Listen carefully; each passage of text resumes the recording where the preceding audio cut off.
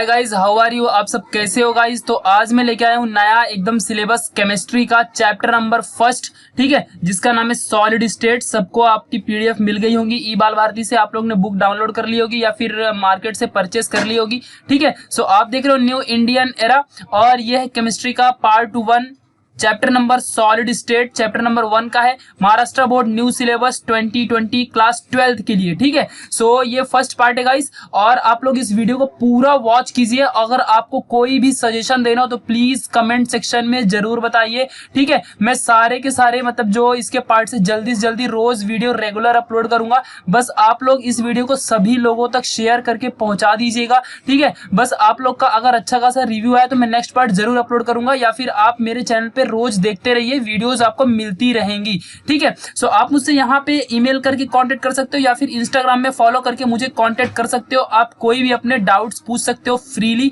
ठीक है। मैं आप लोग के डाउट्स तुरंत सॉल्व करूंगा, ठीक है। टेंशन नहीं लेना है, बस आप लोग यहाँ पे पूछिए। आपका 12th सबसे अच्छा जाना चाहिए, बस यही है, ठीक है। सो आप लोग सभी लोगों की हेल्प कीजिए शेयर करके।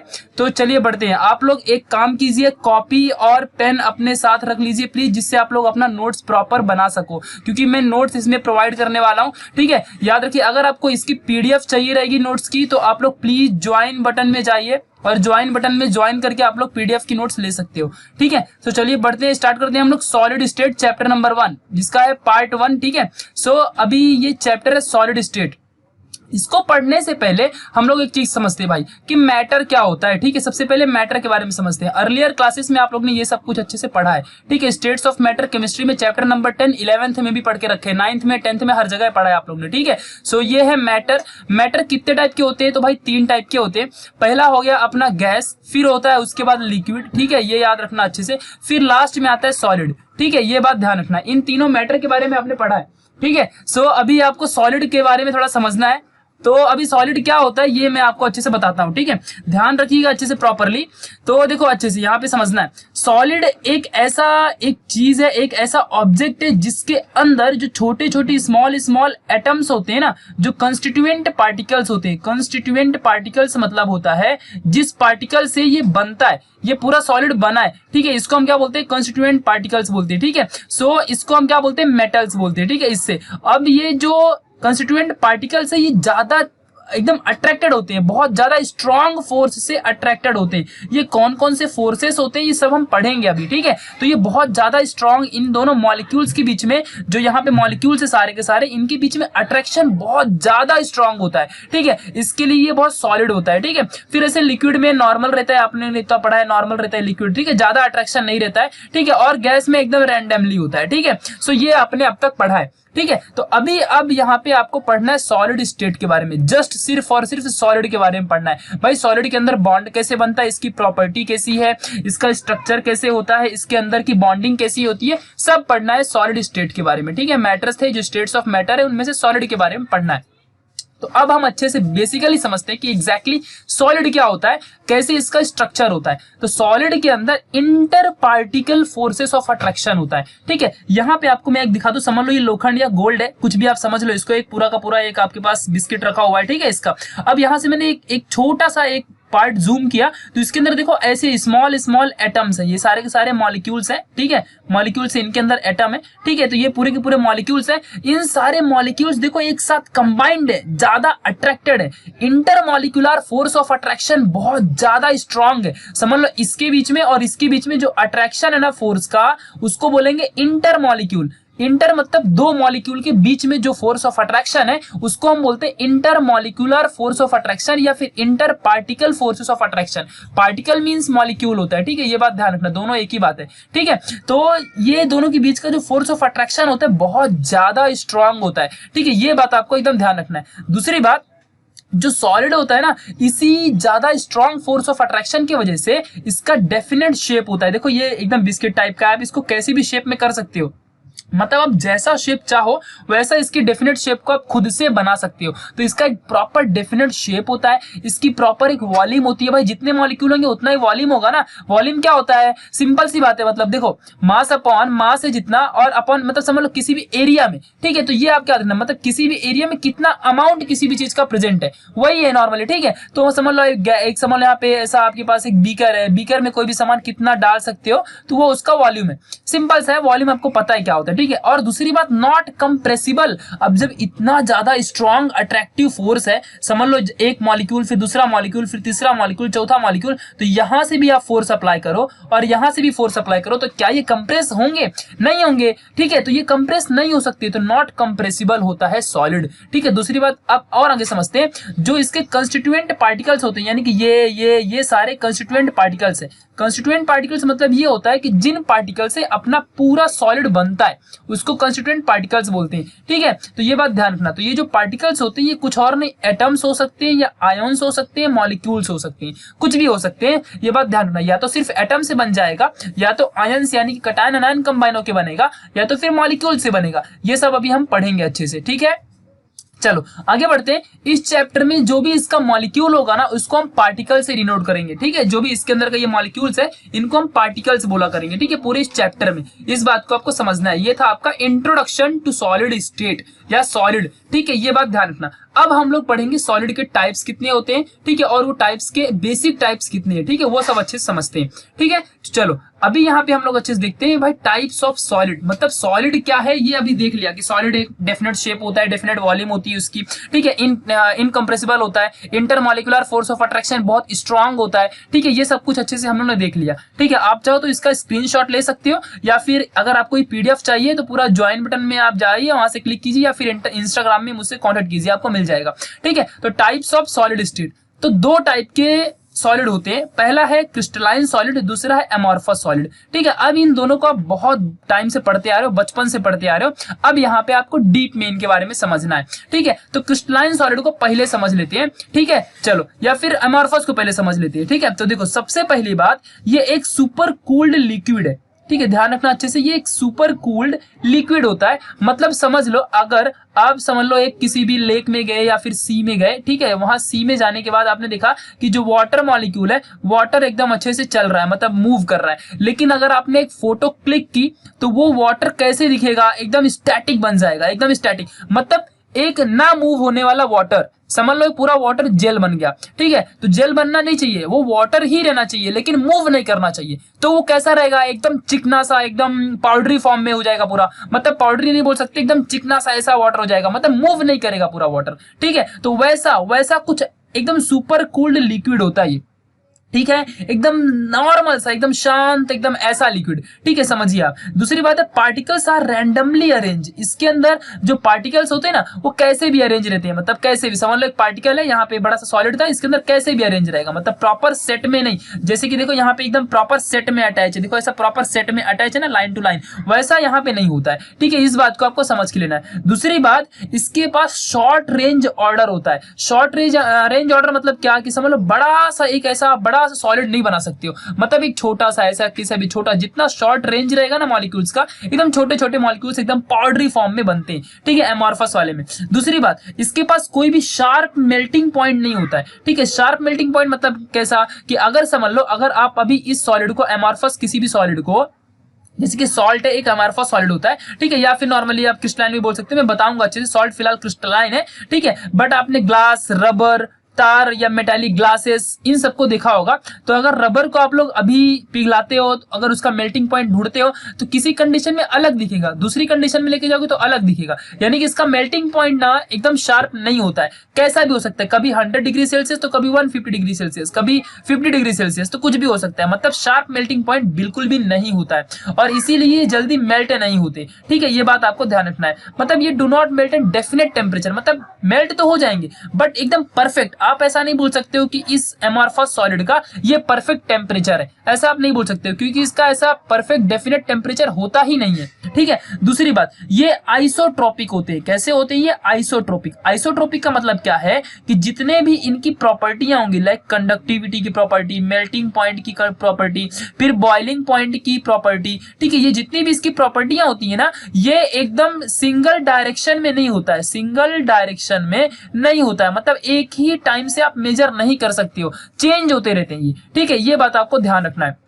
दूसरी बात, इसके पास जो मैग्नीट्यूड होता है किसी भी इसके बॉडी का या फिर किसी भी मतलब एमॉर्फस सॉलिड की चीजों की प्रॉपर्टियों का जो डायरेक्शंस होता है उनका मैग्नीट्यूड सेम रहता है, ठीक है, ये बात आपको ध्यान रखना है। मतलब जो मैग्नीट्यूड होगा, मैग्नीट्यूड क्या होता है, एक जस्ट वैल्यू, या तो पॉजिटिव होगी या तो फिर निगेटिव होगा, ठीक है, तो इसीलिए याद रखना, आपको अच्छे से याद रखना, मैग्नीट्यूड समझ लो -5 है या फिर +5 है, तो मैग्नीट्यूड कितना होगा, इसका मैग्नीट्यूड भी 5 रहेगा और इसका भी मैग्नीट्यूड 5 रहेगा। मैग्नीट्यूड जस्ट एक नंबर होता है, उसको कोई डायरेक्शन नहीं होता है, ठीक है। तो मैग्नीट्यूड क्या होता है, सेम होता है सारे एमॉर्फस सॉलिड का, चाहे आप कंडक्टिविटी का निकाल लो या मेल्टिंग पॉइंट या फिर आप बॉइलिंग पॉइंट निकाल लो या कुछ भी निकाल लो, तो उसका जो मैग्नीट्यूड होगा वो सिमिलर रहेगा। एग्जांपल के लिए ग्लास है, ग्लास एक एमॉर्फस होता है, फिर प्लास्टिक ले लो, रबर है, तार है, ठीक है, या फिर मेटालिक ग्लास, ये सारे के सारे एमॉर्फस सॉलिड होते हैं। तो क्या सीखा है एमॉर्फस सॉलिड में, सुपर कूल्ड लिक्विड होता है, इसका शॉर्ट रेंज एकदम ऑर्डर होते हैं, मेल्टिंग पॉइंट एकदम शार्प नहीं होती है, डेफिनेट शेप इसका नहीं होता है, कोई भी डेफिनेट टेम्परेचर नहीं होता है।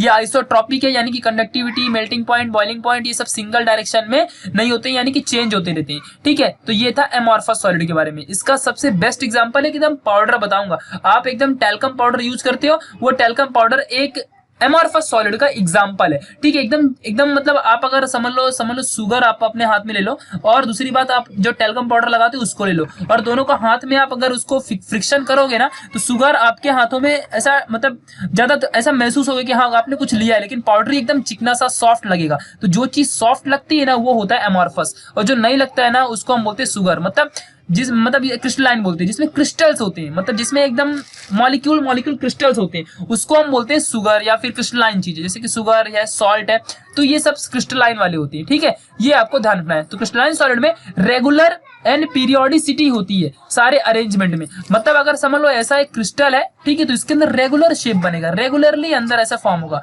एकदम पीरियोडिसिटी, मतलब परफेक्ट डिस्टेंस में, परफेक्ट रेंज में इनका सारा अरेंजमेंट होता है। दूसरी बात, इनके पास शार्प मेल्टिंग पॉइंट होता है, मतलब अगर समझ लो मैंने बोल दिया कि लोखंड आयरन है और इसका suppose melting point 80 degree Celsius है, तो 80 डिग्री सेल्सियस पे ही मेल्ट होगा, चाहे आप दुनिया के किसी भी कोने में इसको मेल्ट करो, समझ गया, यानी कि एक डेफिनेट टेम्परेचर होता है इसको। दूसरी बात, एनिसोट्रॉपी होती है, ना कि आइसोट्रॉपिक, ये एनी आइसोट्रॉपिक होती है, ठीक है। इसका मतलब क्या होता है कि इनके पास जो भी conductivity, melting point, boiling point, इसको परफेक्ट टेम्परेचर होता है, मतलब परफेक्ट इनकी एक कंडीशन होती है, आप इनको परफेक्टली एक सिंगल डायरेक्शन में मेजर कर सकते हो, ठीक है, ये बात ध्यान रखना। एक्सेप्ट क्यूबिक स्ट्रक्चर, जिसको क्यूबिक स्ट्रक्चर वाले जो क्रिस्टलाइन होते हैं, आगे चल के स्ट्रक्चर के बारे में पढ़ोगे आप लोग, बहुत अच्छा चैप्टर है ये, ठीक है, तो क्यूबिक स्ट्रक्चर वाले को छोड़ के तो एमसीक्यू पॉइंट बन सकता है। एग्जांपल है आइस, कितना अच्छा देखो, आइस एकदम क्रिस्टल के फॉर्म में दिखता है, फिर सॉल्ट है, सॉल्ट भी एकदम क्रिस्टलाइन ऐसा क्रिस्टल दिखता है, मतलब एक चमकता है, ठीक है, फिर मेटल, सोडियम, गोल्ड, कॉपर, ये सब के सब क्रिस्टलाइन सॉलिड होते हैं। तो ये दोनों टाइप्स आप अच्छे से लर्न कर सकते हो। सबसे बेस्ट एग्जांपल क्रिस्टलाइन का सुगर और सॉल्ट है, ठीक है, और पाउडर अगर मैं बोलूं तो ये प्लास्टिक वगैरह सब एमॉर्फस का है, चिकने होते हैं, जो एकदम सुपर कूल्ड लिक्विड, जैसे कि वाटर होता है, अगर समझ लो वाटर मूव करना बंद कर दे और फिक्स हो जाए किसी रिवर में, तो वो एक एमॉर्फस सॉलिड टाइप का बन जाएगा, एकदम चिकना सा, उसके पास कोई क्रिस्टल नहीं होगा, ठीक है, उसके पास कोई भी ऐसे छोटे छोटे मॉलिक्यूल से नहीं होंगे, ठीक है, ये बात ध्यान रखना। अब देखो यहाँ पे आपके बुक में एक जगह देख के रखा है डू यू नो के बारे में, ठीक है, मतलब क्या आप जानते हो, तो इसमें एक बहुत अच्छी बात बता के रखी है, ठीक है। चलो अब यहाँ पे समझते हैं क्या बोला है इसमें, आप जब पढ़ोगे तो समझ जाएगा। दुनिया का कोई भी सॉलिड होने दो, दुनिया का कोई भी सॉलिड, समझ लो आयरन का एक बिस्किट मैंने ले लिया, तो ये छोटे छोटे अंदर के पार्टिकल यानी कि मॉलिक्यूल से बनेगा। किससे बनेगा? स्मॉल स्मॉल मॉलिक्यूल से बनेगा, और फिर इससे एक क्रिस्टल बनेगा। समझ लो बहुत स्मॉल स्मॉल ये मॉलिक्यूल्स, ये देखो बहुत सारे स्मॉल स्मॉल मॉलिक्यूल्स, समझ लो मैं आपको ऐसे बताता हूँ, ठीक है। समझ लो आपके पास यहाँ पे बहुत सारे मॉलिक्यूल्स कैसे भी थे, रैंडमली कैसे भी मॉलिक्यूल्स थे, ये सारे मॉलिक्यूल कंबाइन होके और देखो यहाँ पे एक क्रिस्टल बना दिए, तो इसको मैं क्या बोलूंगा, अभी क्रिस्टल है, ठीक है। ये क्या बन गया, क्रिस्टल बन गया, ठीक है। ये बात ध्यान रखना। दूसरी बात, फिर ये बहुत सारे ऐसे क्रिस्टल कंबाइन होके, ऐसे बहुत सारे क्रिस्टल यहाँ पे कंबाइन होके देखो क्या बनेंगे, ऐसे छोटे छोटे क्रिस्टल कंबाइन होके एक बड़ा सा सॉलिड बना देंगे, ठीक है। क्या बना देंगे, सॉलिड, ठीक है। तो ये है अपना एक बड़ा सा मॉलिक्यूल ऑफ सॉलिड, ठीक है। ये बात आपको ध्यान रखना है। हालांकि अगर मैं हजारों करोड़ों लेंथ वाला एक बड़ा सा चट्टान या फिर सॉलिड लूं तो फिर ये सॉलिड उसके लिए क्रिस्टल बन जाएगा, ठीक है। तो ये बात ध्यान रखना। लेकिन फिर भी आपको समझना है कि एक परफेक्ट सॉलिड एक छोटे छोटे मॉलिक्यूल से बनता है, उसको में मॉलिक्यूल से बनता है, तो ये पूरा का पूरा मॉलिक्यूल है और ये एक परफेक्ट क्रिस्टल है, ठीक है। तो क्रिस्टल है और उसके अंदर मॉलिक्यूल्स भरे होते हैं, फिर ये क्रिस्टल क्या बनता है, एक बड़ा सा सॉलिड बनाता है, ठीक है। ये बात आपको ध्यान रखनी है, ठीक है। तो ये इंपॉर्टेंट। अब यहाँ पे आप क्या सीखोगे कि सिंपल सी बात है, दुनिया का कोई भी सॉलिड विदाउट क्रिस्टल नहीं बन सकता है। मतलब अगर ये सॉलिड है तो इसके अंदर छोटे छोटे क्रिस्टल जरूर होंगे, ये एक क्रिस्टल से कंस्टिट्यूट होके बनेगा और एक क्रिस्टल बहुत सारे मॉलिक्यूल से कंस्टिट्यूट होकर बनता है, ठीक है, या फिर पार्टिकल से कंस्टिट्यूट होकर बनता है, या फिर आयंस एटम से कंस्टिट्यूट होकर बनता है, ठीक है। तो ये बात आपको समझ के रखनी है। तो दुनिया में ऐसा कोई भी सॉलिड नहीं है जो एक सिंगल क्रिस्टल हो, खुद वो एक क्रिस्टल हो, ऐसा एक खुद वो क्रिस्टल हो और जिसको हम सॉलिड बोले, ऐसा नहीं है। एक्सेप्ट क्या, एक्सेप्ट एक डायमंड, किसको छोड़ के, डायमंड को छोड़ के। मतलब डायमंड एक ऐसा है जो अकेले खुद का एक क्रिस्टल है, मतलब वो कोई ऐसा कंस्टिट्यूट होके नहीं बना है, किसी छोटे छोटे मॉलिक्यूल से कंस्टिट्यूट होके कंबाइन होके नहीं बनता है। वो खुद एक पूरा का पूरा क्रिस्टल ही है, खुद एक पूरा का पूरा एकदम समझ लो डायमंड एकदम खुद किसी मॉलिक्यूल से कंबाइन होके नहीं बना है, वो खुद एक मॉलिक्यूल है, बस बड़ा सा मॉलिक्यूल है, ठीक है। ये डायमंड की खासियत है और ये बहुत बड़ा फैक्ट है, ठीक है। ये बात आपको समझ के रखना है। चलो अब हम देखते हैं और थोड़े बहुत टाइप्स जो अपने पास है, मतलब सॉलिड के, ठीक है। तो अब हम समझेंगे यहाँ पे आइसोमॉर्फिज्म और पॉलीमॉर्फिज्म। अब यहाँ पे दोनों वर्ड्स को हम लोग पहले करते हैं ब्रेक, ठीक है। तो आइसोमॉर्फिज्म यहाँ पे समझते हैं पहले, ठीक है। तो ये आइसोमॉर्फिज्म, मॉर्फ वर्ड से बना है जिसका मतलब होता है स्ट्रक्चर, ठीक है। क्या होता है, स्ट्रक्चर। आइसो कभी भी केमिस्ट्री में वर्ड आए समझना कि सेम, ठीक है। दूसरी बात, पॉलीमॉर्फिज्म, ठीक है। यहाँ पे इसका मतलब समझना, पॉली मतलब होता है स्ट्रक्चर, मॉर्फिज्म मतलब होता है स्ट्रक्चर, ठीक है, अभी आपने देखा, ठीक है। और पॉली मतलब होता है मेनी या फिर बहुत सारे फॉर्म, ठीक है। अब ये दोनों का मीनिंग आप समझ चुके हो। अब यहाँ समझते हैं। तो पॉलीमॉर्फिज्म में क्या होता है, एक या एक से ज्यादा यानी कि 2 और मोर substances having the same crystal, मतलब समझ लो सब्सटेंस है, कोई शुगर है या फिर कोई सॉल्ट है, तो उसके अंदर सेम टाइप की क्रिस्टल रहेंगे। अभी क्रिस्टल आपने समझा, क्रिस्टल बहुत सारे मॉलिक्यूल एटम से कंबाइन होकर बनते हैं, ठीक है। क्रिस्टल आप समझ चुके हो, ठीक है। तो बहुत सारे सेम टाइप के क्रिस्टल्स रहेंगे कोई भी किसी भी सब्सटेंस में, structure are said to be isomorphous. अगर किसी भी बहुत सारे 2 या 2 से सब्सटेंसेस में, समझ लो मैं आपको एग्जांपल देता हूं, समझ लेना, ध्यान से समझना अच्छे से। कोई भी आपके पास 2 सब्सटेंस है, सब्सटेंस नंबर ए और सब्सटेंस नंबर बी, ठीक है, ध्यान देना। अब इस सब्सटेंस ए को भी समझ लो सी नाम के क्रिस्टल ने बनाया है और सब्सटेंस बी को भी सी नाम के क्रिस्टल ने बनाया है। तो ये दोनों कैसे हैं, आइसोमॉर्फिक है, मतलब सेम क्रिस्टल से बनी है, ठीक है। तो जो सब्सटेंस सेम क्रिस्टल से, जो सॉलिड सेम क्रिस्टल से कंबाइन होकर बनता है उसको हम बोलते हैं आइसोमॉर्फिक सॉलिड या फिर आइसोमॉर्फिज्म, ठीक है। ये बात ध्यान रखना। और इसीलिए इनके अंदर जो केमिकल कॉम्पोजिशन होता है हैविंग सेम एटॉमिक रेशियो, ठीक है, जो एटॉमिक रेशियो होता है इनके अंदर सेम होता है। ये बात आपको पकड़ के रखनी है। कैसे, तो एग्जांपल के लिए मैं आपको बता देता हूं।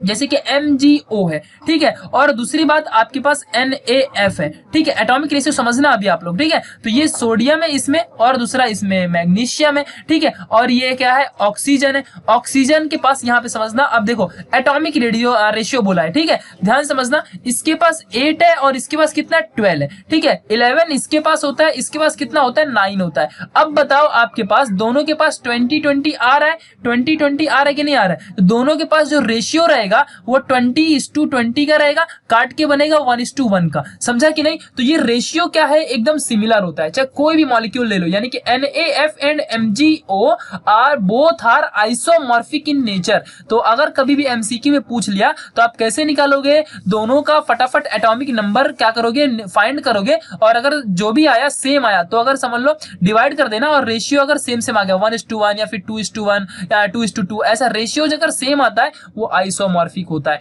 ठीक है, ये बात आपको समझ के रखनी है, बहुत ही चिंदी एग्जांपल था। नेक्स्ट है पॉलीमॉर्फिज्म। पॉलीमॉर्फिज्म में क्या होता है, सिंगल सब्सटेंस, ध्यान देना अच्छे से, सिंगल सब्सटेंस एग्जिस्ट इन 2 और मोर फॉर्म्स। ध्यान देना अच्छे से, खुद एक अकेला सब्सटेंस बहुत सारे एक या एक से ज्यादा क्रिस्टलाइन फॉर्म में क्या होते हैं, डिवाइड होते हैं। ठीक है, एक से ज्यादा क्रिस्टलाइन फॉर्म में। अब यहाँ पे समझना कैसे, समझ लो आपके पास बहुत ही अच्छा एग्जांपल है, समझना अच्छे से। देखो समझ लो एक आपके पास कोई भी एक सब्सटेंस है, ठीक है, एक सब्सटेंस है, और इस ये जो सब्सटेंस डिवाइड होके 2 क्रिस्टल में बनता है। 2 क्रिस्टल में समझ लो क्रिस्टल नंबर B में बन जाता है और क्रिस्टल नंबर C में बनता है। तो सब्सटेंस एक ही है, ये 2 क्रिस्टल में डिवाइड हो रहा है, सब्सटेंस क्रिस्टल में डिवाइड हो रहा है। ठीक है, ये बात ध्यान रखना, एक सिंगल जो सब्सटेंस है वो 2 क्रिस्टल में डिवाइड हो रहा है। इसका मतलब क्या है कि एक ये अगर देखो सिंपल सी बात है, अगर ये 2 क्रिस्टल B और C में डिवाइड हो रहा है, इसका मतलब क्या है कि ये जो सब्सटेंस A है ये B और ये C क्रिस्टल से कंबाइन होके बना है। तो ये समझ गया आपको कि एक ही सिंगल सब्सटेंस 2 क्रिस्टल से बनते हैं, एक सिंगल सब्सटेंस 2 क्रिस्टल से बनते हैं। इसको हम बोलते हैं पॉलीमॉर्फिज्म, यानी कि डिफरेंट मेनी स्ट्रक्चर्स। ठीक है, ये बात आपको समझ के रखनी है। तो पॉलीमॉर्फिज्म क्या होता है, एक ऐसा स्ट्रक्चर जिसके पास डिफरेंट कंडीशन होती हैं और पॉलीमॉर्फ स्ट्रक्चर बनाता है, यानी कि बहुत सारे क्रिस्टल कंबाइन होकर एक सिंगल सब्सटेंस बनाएंगे। जबकि यहाँ पे क्या हो रहा था, एक ही क्रिस्टल 2 सब्सटेंस बना सकता है, 3 सब्सटेंस बना सकता है, इसको आइसोमॉर्फिज्म बोलते हैं। बट यहाँ पे बहुत सारे क्रिस्टल कंबाइन होकर एक ही सब्सटेंस बनाते हैं, उसको बोलते हैं पॉलीमॉर्फिज्म। तो कंफ्यूज नहीं होना है, बार बार वीडियो को रिवाइंड करके देख लेना है। ठीक है, तो एक बेस्ट एग्जांपल है कैल्साइट एक क्रिस्टल है और एरागोनाइट एक क्रिस्टल है। ये दोनों एक कैल्शियम कार्बोनेट के क्रिस्टल होते हैं, यानी कैल्शियम कार्बोनेट सब्सटेंस है और ये क्रिस्टल है। ठीक है, ये 2 क्रिस्टल एक साथ कैल्साइट और एरागोनाइट ये मिलके ये बनाते हैं कैल्शियम कार्बोनेट। ठीक है, और इसीलिए हम बोल सकते हैं कि कैल्साइट और एरागोनाइट ये एलोट्रोप्स हैं कैल्शियम कार्बोनेट के। ठीक है, जैसे कि कार्बन का एलोट्रोप डायमंड, ग्रेफाइट, तो ये सब होते हैं। तो डायमंड, ग्रेफाइट ये सब क्रिस्टल्स हैं कार्बन के। ठीक है, तो ये बात आपको समझ के रखनी है, बहुत ही चिंदी एग्जांपल था। ठीक है, तो ये चीज को देखो एकदम आपको बार बार वीडियो रिवाइंड करके देखनी है। चलो अब हम समझेंगे क्लासिफिकेशन ऑफ क्रिस्टलाइन सॉलिड के बारे में, यानी कि क्रिस्टलाइन सॉलिड का क्लासिफिकेशन प्रॉपर्ली समझेंगे।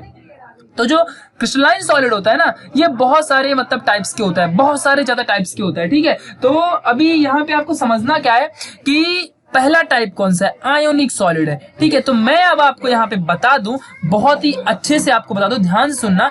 आयोनिक सॉलिड आयोन से बनता है। किससे बनता है, आपने 10th 9th 11th में पढ़ा है।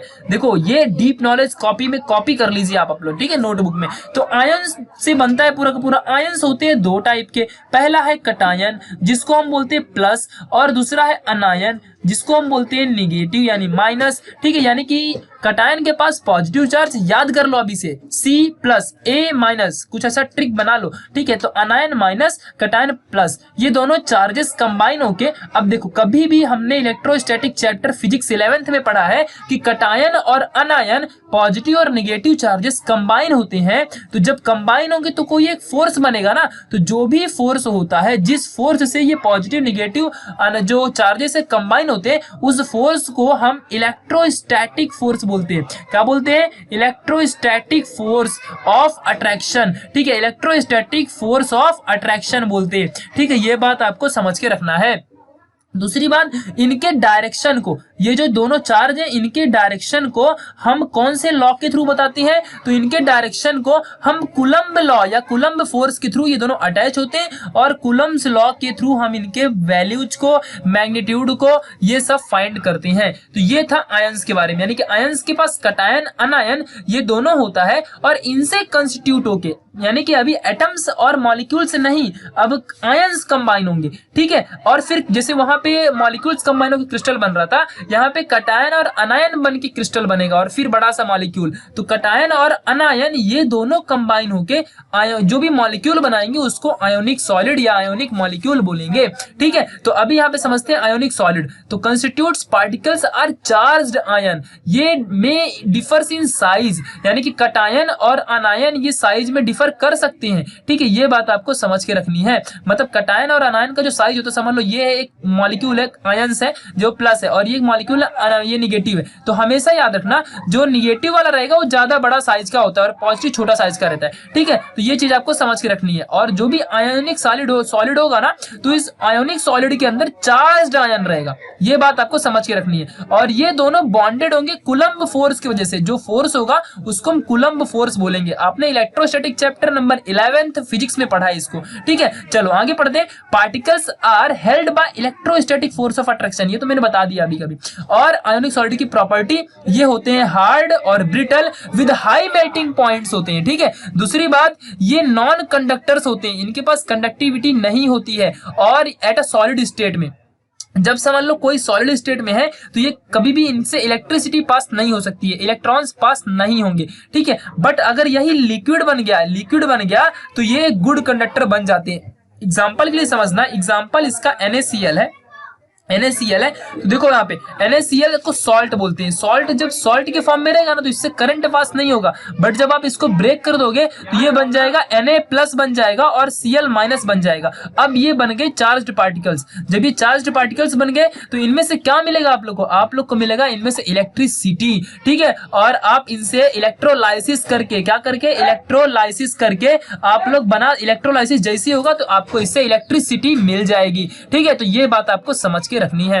अब यहाँ पे स्ट्रक्चर समझ लो, क्रिस्टल है बड़ा सा, तो यहाँ पे समझ लो ये निगेटिव चार्ज, ये हो गया पॉजिटिव चार्ज, ये निगेटिव, ये देखो फिर यहाँ पे ऐसी पॉजिटिव चार्ज, ये हो गया निगेटिव चार्ज, पॉजिटिव चार्ज, ऐसे आपको समझते रखना है। ये है पूरे के पूरे क्रिस्टल और ऐसे कंबाइन होता है ये पूरा का पूरा। ठीक है, ये बात आप ध्यान से रखिए। तो ये पूरा का पूरा अपना आयोनिक सॉलिड का क्रिस्टल है। तो यहाँ पे ऐसे आयंस और कटायंस कंबाइन होके और बड़ा सा मॉलिक्यूल बनाते हैं और फिर यानी क्रिस्टल बनाते हैं, और ये मॉलिक्यूल कंबाइन होके अपना आयोनिक सॉलिड बनाता है, लाइक सॉल्ट यानी कि NaCl टाइप का।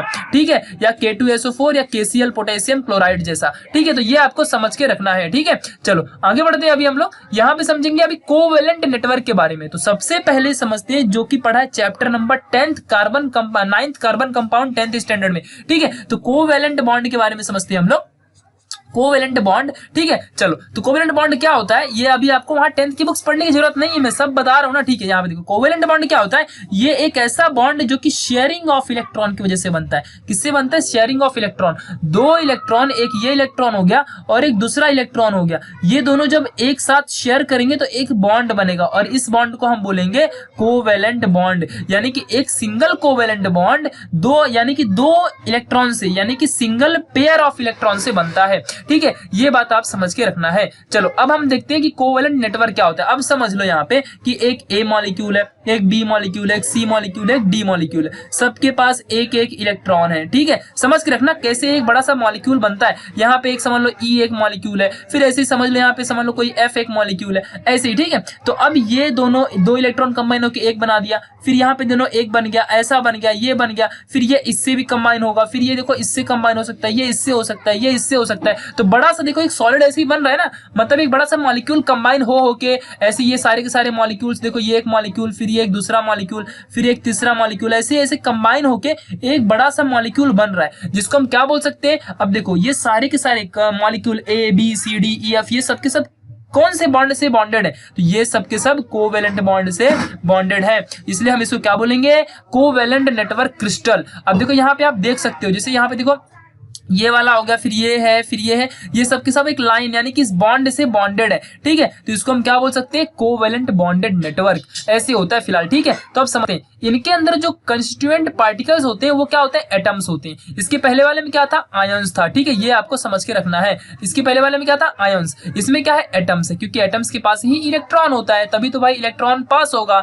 समझ गया अच्छे से। समझ लो एक इलेक्ट्रॉन है और इलेक्ट्रॉन के आउटर मोस्ट इलेक्ट्रॉन में जो भी आउटर मोस्ट ऑर्बिटल में जो भी इलेक्ट्रॉन रहेगा वही इलेक्ट्रॉन शेयर होता है, ठीक है, ये बात है ना। और दूसरा समझ लो यहाँ पे एक मॉलिक्यूल है तो इसके आउटर मोस्ट में रहेगा वो दोनों कंबाइन हो जाएंगे, ठीक है, ऐसे होता है कोवेलेंट बॉन्ड, ठीक है। दूसरी बात, constituent particles are linked with continuous covalent bond. ये जो पार्टिकल्स है ये कंटिन्यूअसली आगे बढ़ते ही रहेंगे, मतलब कितना बड़ा नेटवर्क बना सकते हैं, हमेशा ये कंबाइन होते ही रहेंगे, ये बात आपको समझ के रखनी है। दूसरी बात, ये मोस्टली 3D नेटवर्क बनाते हैं विद जाइंट मॉलिक्यूल्स, ठीक है। और इंटायर क्रिस्टल एक सिंगल मॉलिक्यूल ही होता है, पूरा का पूरा क्रिस्टल खुद एक सिंगल मॉलिक्यूल रहेगा। समझ लो एक बड़ा सा ये क्रिस्टल है तो ये खुद एक बड़ा सा मॉलिक्यूल है, जो अभी यहाँ पे ये बड़ा सा क्रिस्टल बना तो ये खुद एक मॉलिक्यूल है, ठीक है। और फिर ये मॉलिक्यूल कंबाइन होकर एक सॉलिड बनाएगा, ठीक है, ये समझ गया। ये था इंपॉर्टेंट चीज। ये होते हैं पुअर कंडक्टर और ये नॉट मोबाइल, यानी कि ये मूव नहीं करते हैं। पहली बात तो इतना याद रखना, ये कभी भी मूव नहीं करते इलेक्ट्रॉन्स, इसीलिए इनको हम क्या बोलते हैं कि डीलोकलाइज इलेक्ट्रॉन। डीलोकलाइज मतलब not motion electron, not mobile electron, not dynamic electron, ठीक है। तो ये चीज समझना, मतलब इलेक्ट्रॉन्स मूव नहीं करते, जस्ट एक बॉन्ड बनाते हैं, दो इलेक्ट्रॉन कंबाइन होकर बॉन्ड बनाएंगे और इस बॉन्ड से जो नेटवर्क फॉर्म होगा उसको बोलते हैं कोवेलेंट नेटवर्क, जबकि इलेक्ट्रॉन मूव करके किसी के पास नहीं जाता है, ठीक है, ये बात समझना। ये होते हैं इनकम्प्रेसिबल होते हैं, इनकी मेल्टिंग पॉइंट हाई होती है और बॉइलिंग पॉइंट भी हाई होती है। अब मैं आपको यहाँ पे बता दूं किसी भी चीज का आप कैसे मेल्टिंग पॉइंट बॉइलिंग पॉइंट पता करोगे कि हाई है। तो सिंपल सी बात है, अगर किसी में समझ लो एक बड़ा सा सॉलिड है और इसमें दो मॉलिक्यूल्स के बीच का जो फोर्स ऑफ अट्रैक्शन ज्यादा है, ठीक है, समझ लो एक ये मॉलिक्यूल और एक दूसरा मॉलिक्यूल, इनके बीच का जो फोर्स ऑफ अट्रैक्शन है ये F बहुत ज्यादा है, मैक्सिमम है, ये बहुत बेसिक कंसेप्ट है, ठीक है। तो ये बहुत ज्यादा जब मैक्सिमम रहेगा तो आप जब आप इसको ब्रेक करोगे ना तो आपको ज्यादा हीट देनी पड़ेगी, यानी कि आपका मेल्टिंग पॉइंट ज्यादा रहेगा। दूसरी बात, जब आप मेल्ट करोगे तो पहले बॉइल होगा ना तो बॉइलिंग पॉइंट भी ज्यादा रहेगा, ठीक है। तो boiling point melting point force of attraction के ऊपर डिपेंड करता है, जितना ज्यादा फोर्स उतना ज्यादा मेल्टिंग पॉइंट बॉइलिंग पॉइंट। तो कोवेलेंट फोर्स बहुत स्ट्रांग फोर्स है, ठीक है, इसके लिए तो ये मॉलिक्यूल्स इनकम्प्रेसिबल है। जो इनकम्प्रेसिबल है मतलब उसके मॉलिक्यूल्स के बीच में गैप बहुत कम है, जैसे सॉलिड जैसे कि लिक्विड और गैस में होता है वैसा नहीं है, यानी कि वो सॉलिड है उसके बीच में गैप बहुत कम है, यानी कि फोर्स ऑफ अट्रैक्शन बहुत ज्यादा है, तभी तो गैप बहुत कम है, दो मॉलिक्यूल एक दूसरे से अट्रैक्टेड है, ज्यादा क्लोज है, ठीक है, तभी तो है, इसीलिए इनके बीच का फोर्स बहुत ज्यादा स्ट्रांग होता है, इसलिए इनको ब्रेक करना बहुत हार्ड बन जाता है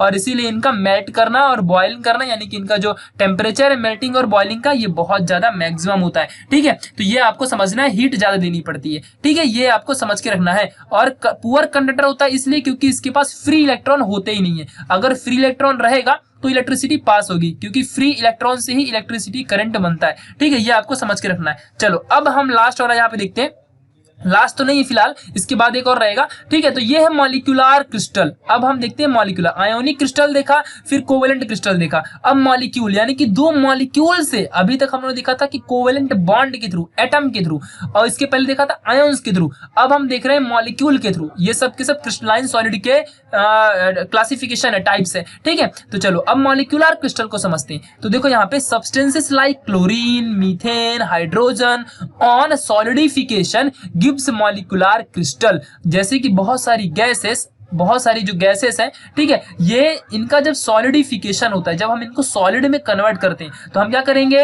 इनमें से इनको टेम्परेचर क्या करेंगे, इनका कम कर देंगे। जब टेम्परेचर कम करेंगे तो गैस क्या बन जाएगा, लिक्विड बन जाएगा, ठीक है, ये बात ध्यान रखना। फिर लिक्विड को कूल करेंगे तो सॉलिड बन जाएगा, और जब ये सॉलिड बनेगा तो जो भी ये सॉलिड बना है, ये गैस जो भी सॉलिड बनी, चाहे हाइड्रोजन हो, क्लोरीन हो, मीथेन हो, ये जब सॉलिड बनी तो इसको हम बोलेंगे एकदम सिंपल सा मॉलिक्यूल, ठीक है, मॉलिक्यूल का एक क्रिस्टल, क्या बोलेंगे इसको हम लोग, मॉलिक्यूल का क्रिस्टल, ठीक है। तो ये मॉलिक्यूलर क्रिस्टल क्या है, इसी को हम बोलते हैं मॉलिक्यूलर क्रिस्टल। और क्या, सिंगल सा क्रिस्टल रहेगा, जैसे कि आप स्टीम ले लो, भाप ले लो पानी का, स्टीम उसको कन्वर्ट करो तो लिक्विड बनेगा, फिर लिक्विड से सॉलिड बनेगा, सॉलिड यानी कि आइस बन गया, जो आइस है वो एक मॉलिक्यूलर क्रिस्टल है, समझ गया। और फिर ऐसे मॉलिक्यूलर क्रिस्टल कंबाइन होकर बड़ा सा एकदम बर्फ बना देंगे, आइस बना देंगे, ठीक है। तो ये आपको समझना है ना। इसके अंदर जो कॉन्स्टिट्यूएंट पार्टिकल्स यानी कि जो एटम्स होते हैं वो मॉलिक्यूल्स होते हैं, ये समझ के रखना है, सिंपल सा है। अभी समझ लो इससे बड़ा सा एक सॉलिड बनेगा, यानी कि ये एक क्रिस्टल, ये क्रिस्टल, ये क्रिस्टल, ये क्रिस्टल, क्रिस्टल क्रिस्टल ऐसे कंबाइन होकर एक बड़ा सा सॉलिड बना दिया, तो इस क्रिस्टल को हम मॉलिक्यूल बोल सकते हैं, समझ गया। यही चीज सिंपल सा एकदम चिंदी सा है। और इसके पास जो भी ये दो मॉलिक्यूल ऐसा कंबाइन है ना, इसके बीच का जो फोर्स है ये क्या होता है, इंटरमॉलिक्यूलर फोर्स ऑफ अट्रैक्शन होता है। क्या होता है ये? Intermolecular force of attraction. ठीक है, वो तो आप पहले से पढ़ते आ रहे हो। तो इसके अंदर कितने टाइप के इंटरमॉलिक्यूलर फोर्सेस ऑफ अट्रैक्शन होते हैं? तो आपने पढ़ा है इसको 11th में। ठीक है, ये बात ध्यान रखो। तो पहला क्या है? Weak dipole dipole interaction. इस इंटरेक्शन की वजह से भी मॉलिक्यूलर क्रिस्टल बन सकता है। दूसरी बात डिस्पर्सन और वीक लंडन फोर्स, ये भी आपने पढ़ चुका है। फिर हाइड्रोजन बॉन्डिंग आपने ये भी पढ़ा है 11th में। ठीक है, चलो तो अब समझ लेते हैं फटाफट 11th में, अगर आपको याद नहीं होगा तो भाई समझ लेते हैं ना। तो वीक डाइपोल डाइपोल इंटरेक्शन हमेशा पोलर मॉलिक्यूल में होता है। ठीक है, अब आप बोलोगे कि भाई पोलर मॉलिक्यूल क्या होता है? तो पोलर मॉलिक्यूल वो मॉलिक्यूल जिसको ब्रेक करने के बाद आपको पॉजिटिव और निगेटिव आयंस मिले, जैसे कि HCl, तो H के पास प्लस होता है, Cl के पास माइनस होता है। NaCl, Na के पास प्लस, C के पास माइनस। बट CO2 ये जो कार्बन है ये एक न्यूट्रल यानी कि एक नॉन मेटल है। ठीक है, तो इसके पास कोई चार्ज नहीं है। ऑक्सीजन के पास भी नॉर्मली नेगेटिव चार्ज तो होता है, बट इसके पास जब पॉजिटिव चार्ज नहीं तो इसके पास भी कोई चार्ज नहीं। तो CO2 एक नॉन पोलर मॉलिक्यूल है। बट NaCl, HCl जितने भी एसिड होते हैं ना, एसिड ये सब के सब पोलर मॉलिक्यूल होते हैं। ये आपको समझ के रखना है। और जितने भी नॉन मेटल या गैस होते हैं ना, वो सब के सब नॉन पोलर होते हैं। जैसे हाइड्रोजन है, CH4 है, ये सब नॉन पोलर है। ठीक है, ये समझना है। तो वीक डाइपोल डाइपोल जो इंटरेक्शन होता है, डाइपोल क्या होता है? डाइपोल समझ लो अच्छे से। डाइपोल, डाई मतलब दो, पोल मतलब पोल। पोल कितने होते हैं? दो टाइप के, एक प्लस पोल एक माइनस पोल। तो भाई जब पोलर मॉलिक्यूल है तो प्लस माइनस पोल बन रहा है ना, उसी को बोलते हैं डाइपोल। समझ गया अच्छे से आप लोग को? तो ये बहुत चिंदीफा था, यानी कि वीक डाइपोल डाइपोल की वजह से भी अट्रैक्शन हो सकता है। HCl में ऐसा होता है। फिर डिस्पर्सन या फिर लंडन फोर्स में भी, यानी कि नॉन पोलर में भी ऐसा होता है। और लास्ट है हाइड्रोजन बॉन्ड, जैसे कि H2O वाटर, ये एक हाइड्रोजन बॉन्ड बनाता है। और सबसे बेस्ट एग्जांपल 11th में आपने HF का देखा था। ठीक है, HF कैसे बनता है समझ लो। यहाँ पे एक H और F है, ठीक है, फिर यहाँ पे दूसरा H और F है। ठीक है, तो इनके बीच में ये अपना अलग मॉलिक्यूल है और ये अपना अलग मॉलिक्यूल है। इनके बीच में हल्का सा अट्रैक्शन क्रिएट होता है। इसको हम बोलते हैं, अब हाइड्रोजन के बीच में हो रहा है ना, इसको बोलते हैं हाइड्रोजन बॉन्डिंग। यानी कि हाइड्रोजन की वजह से जो भी बॉन्डिंग होती है उसको हम क्या बोलते हैं? हाइड्रोजन बॉन्डिंग बोलते हैं। ये बात आपको समझ के रखनी है।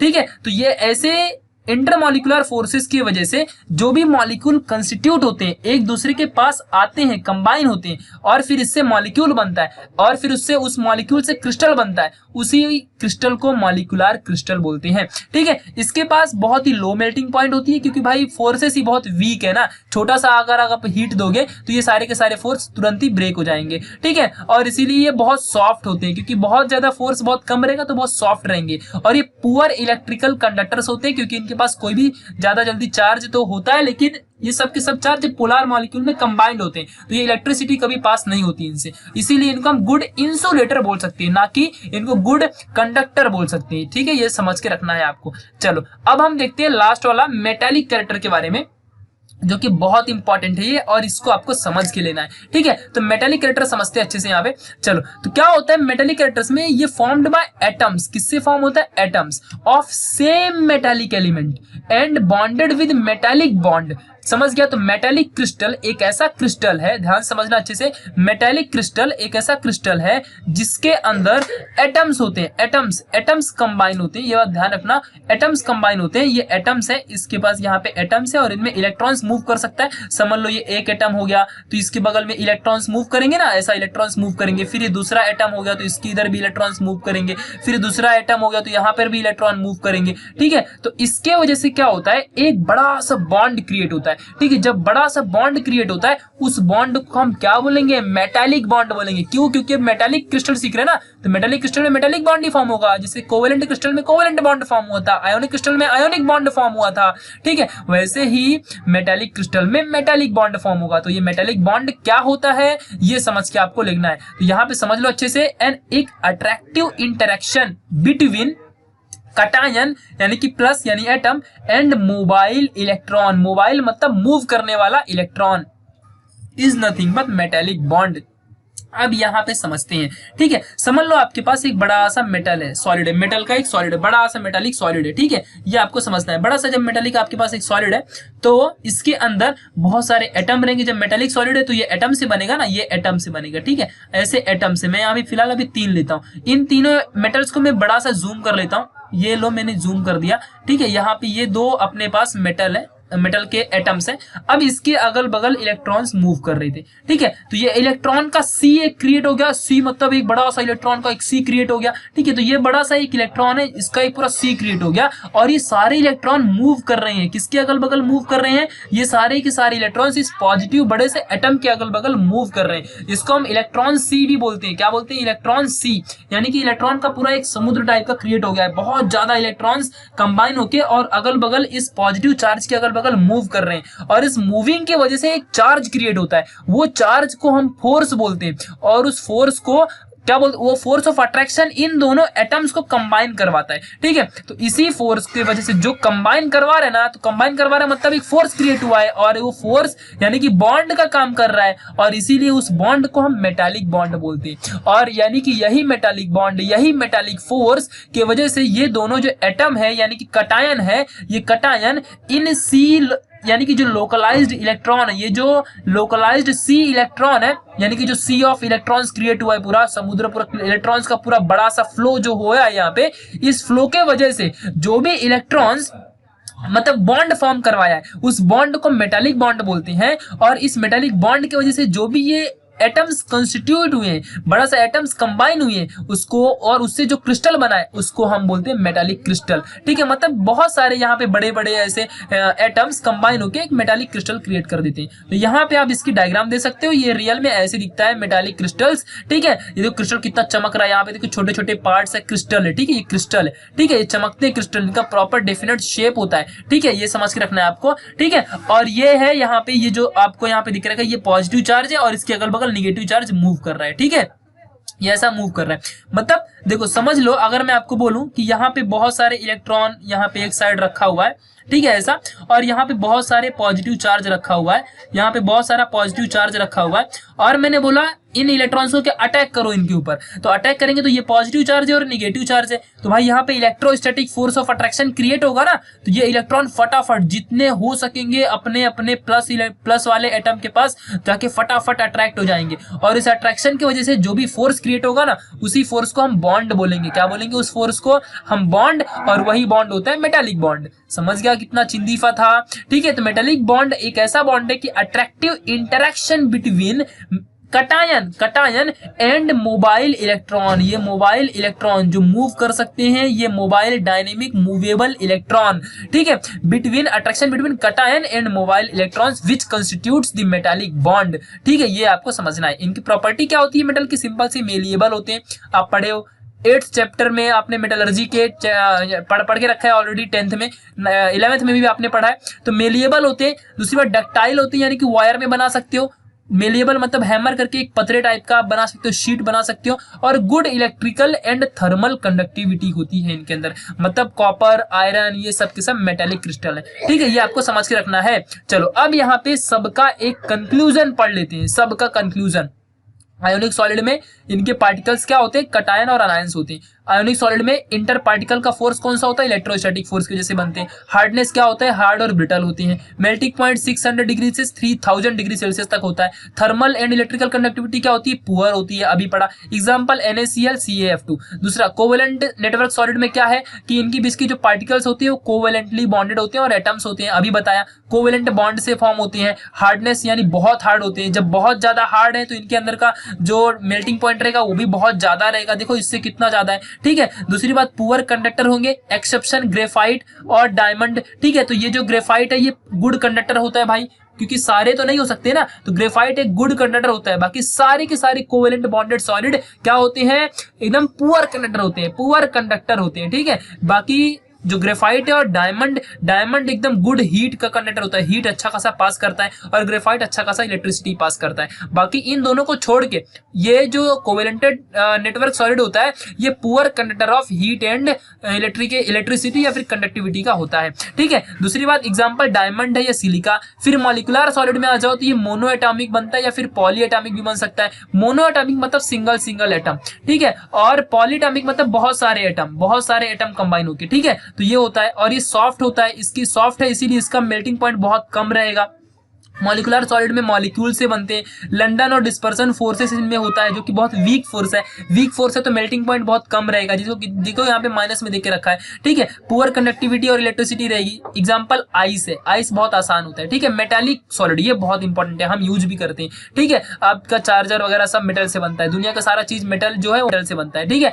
तो मेटालिक आयंस इसके अंदर होते हैं, यानी कि पॉजिटिव निगेटिव आयंस, यानी कि जो प्लस कटायन और निगेटिव इलेक्ट्रॉन्स था, ठीक है। तो ये मेटालिक आयंस ही ना sea of electron, sea of electron, electrons कैसे देखो आप, सी पूरा बड़ा बड़ा प्लस का कटायन था, एटम्स था, और ऐसे बड़े बड़े प्लस के एटम्स में बहुत सारे इलेक्ट्रॉन एक ही बार में आए और इनके अगल बगल मूव करने लगते हैं, यानी कि सी ऑफ इलेक्ट्रॉन्स यहाँ पे होता है। समुद्र पूरा सी का इलेक्ट्रॉन्स भरा हुआ होता है, ठीक है, और आके अगल बगल एक फोर्स क्रिएट करता है, उस फोर्स को हम बॉन्ड बोलते हैं, और उस बॉन्ड का नाम है मेटालिक बॉन्ड, क्योंकि मेटालिक सॉलिड उससे बन रहा है, ठीक है। चलो आगे है मेटालिक बॉन्ड्स, इसके अंदर फॉर्म होता है जो कि attraction between cation and mobile valence electrons होता है, ठीक है। फिर दूसरी बात variable from soft and hard, इसके अंदर का जो मेल्टिंग पॉइंट होता है -39 से 3400 डिग्री सेल्सियस तक जा सकता है, यानी अच्छा खासा मेल्टिंग पॉइंट भी होता है इसका। ये good conductor of heat and electricity होता है, और एग्जांपल के लिए आप ये सब जानते ही हो, सोडियम है, मैग्नीशियम है, कॉपर है, ऑन्स्टियम है, ठीक है। तो ये सब आप जानते हो, ठीक है। तो ये सारी चीजें मतलब यहाँ पे जो दिया ये सारा अच्छा खासा मतलब एक डिफरेंस बताया है, आप लोग इसको लर्न कर लोगे।